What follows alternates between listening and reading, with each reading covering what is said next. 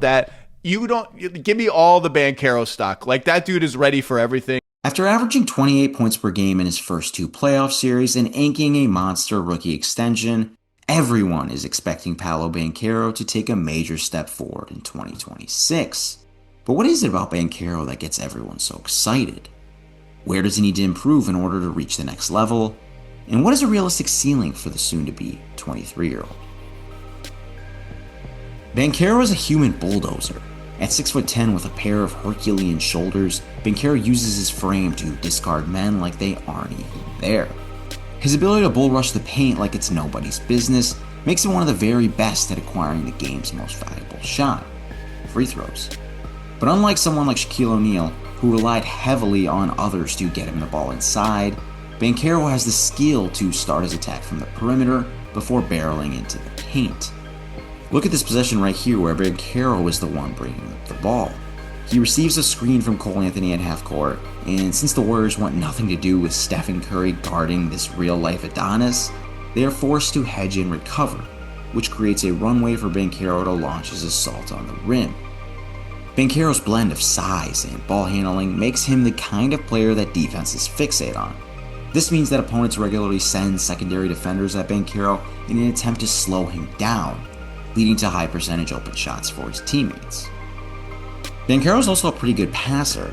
He's no Nikola Jokic, however few other players in NBA history really are, but he's still capable of some mesmerizing dimes. My personal favorite is this behind the back feed. After posting up the smaller Austin Reeves, the Lakers decide to bring a second defender from his blind side. Banchero senses this, looks in the other direction to keep Luka Doncic and Jackson Hayes preoccupied by his gaze, and then fires a splendid pass to his teammate for some free throws. On this one, Banchero responds to Jaylen Brown's double team by pretending that his next move is the simple one pass away kick out, only to turn around and throw a no-look skip pass from a wide open three. Notice that I said Banchero is a good passer and not a great one. He still struggles with inaccuracy. Right here, I think he was trying to burn the ball side overload with a skip pass to the corner, but he underthrew it so it led to a deflection.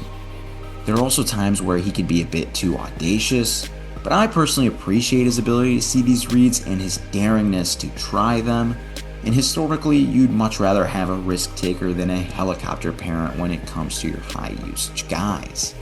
The real hindrance for him in terms of playmaking is his handle. Banchero has a good handle for being 6'10", but that doesn't mean it passes the threshold necessary to be a primary creator.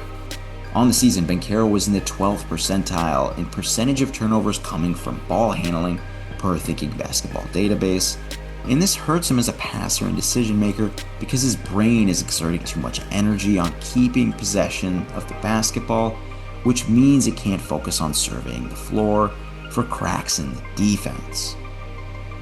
Banchero's handle also limits his ability to get to the rim. He was in the 84th percentile in shots to the rim last season. That's great, but you'd think someone with his physical features would be right up there with the Zions and Giannis's of the world. Yes, subpar spacing plays a part in this, and the Magic's offseason trade for Desmond Bane will surely act like Drano for the offense, decongesting the clogged paint, but Paolo is also partially to blame for this. His broad frame makes it difficult for him to be tight with the ball, which makes it tricky for him to navigate crowded spaces.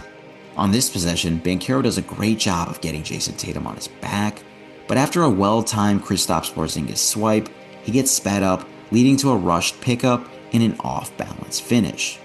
Banchero also doesn't deploy the same level of craft that his teammate Franz Wagner does. Normally, once you stop his initial drive, he doesn't have the ability to counter with another move. When Brendan Pajemski stalls his initial surge, he's flabbergasted and forced to pick up his dribble.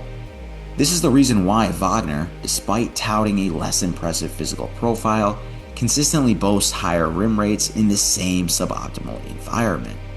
Banchero's shot selection can also get the best of him. Banchero isn't a great jump shooter, more on this a little later, but man oh man is he a confident one. So much so that he will forego chances at the rim in order to launch these long shots. I'm a big advocate for the three-point revolution and whatnot, but when you have a runway like this against a team that is lacking in size, with your God-given tools, you take that over a pull-up three any day of the week.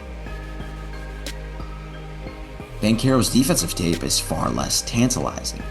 The Magic coaching staff normally tries to hide him on weaker offensive players, mainly because he has bricks for feet, making it difficult for him to turn his hips quickly and move laterally. When he's alone with his man in space, it takes little more than a simple jab and go to get right by him. The other reason coaches do this is to account for his unspectacular motor.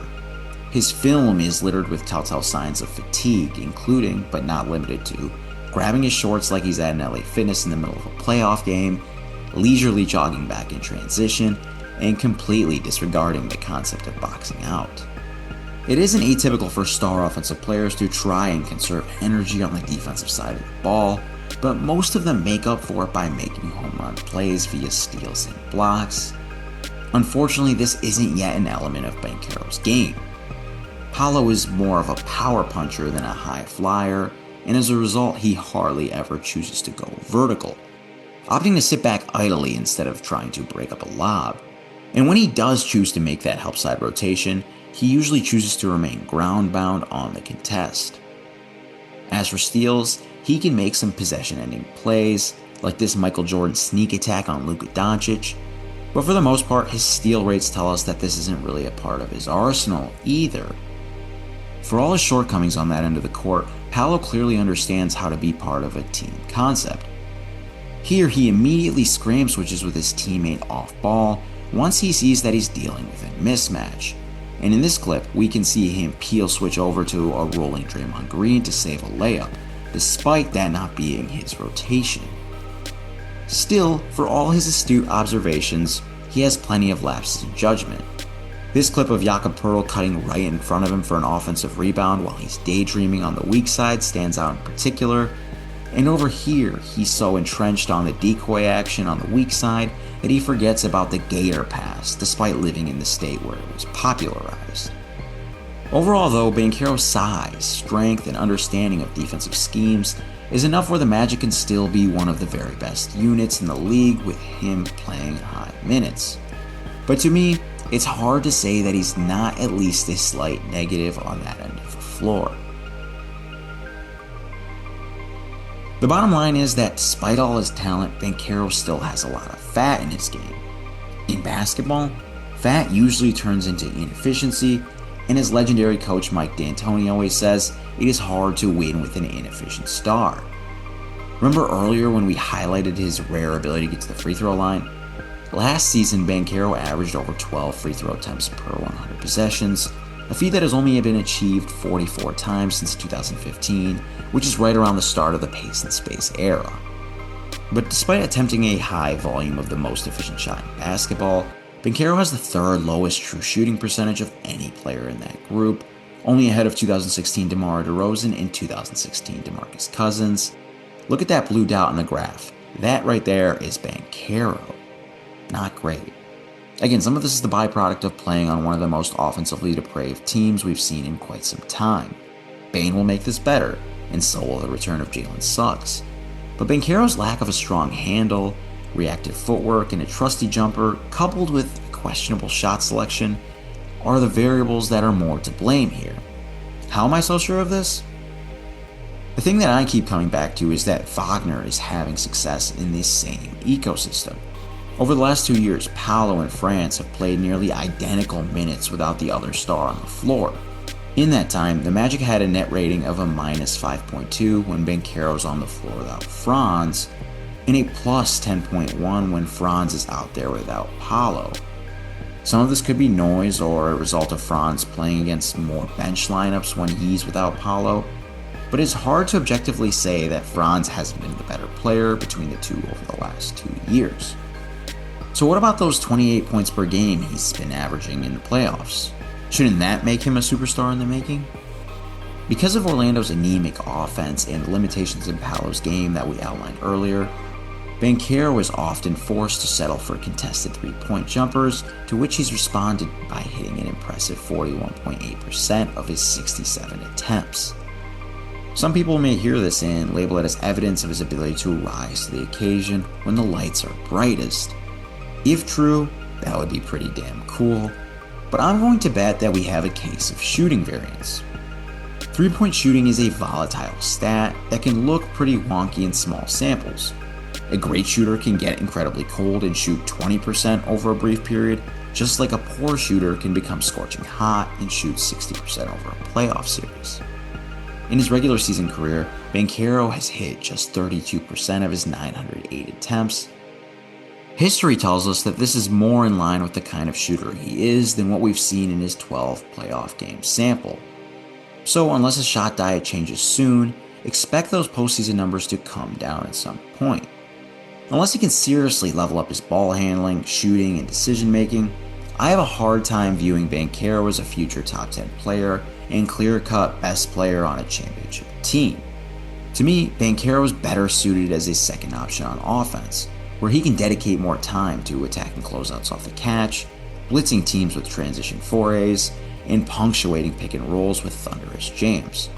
Something similar to what we're seeing with Karl-Anthony Towns on the New York Knicks, but with more interior scoring and less 3-point shooting. In that case, I could easily see Banchero maturing into a true perennial all-star. I didn't think he deserved the nod the first time around, and maybe even a fringe All-NBA candidate. That's just my opinion. How good do you think Banchero is right now? Where would you put his ceiling at? Be sure to leave a comment below, and if you enjoyed this video, be sure to leave a like and subscribe for more videos just like this. See you guys next time.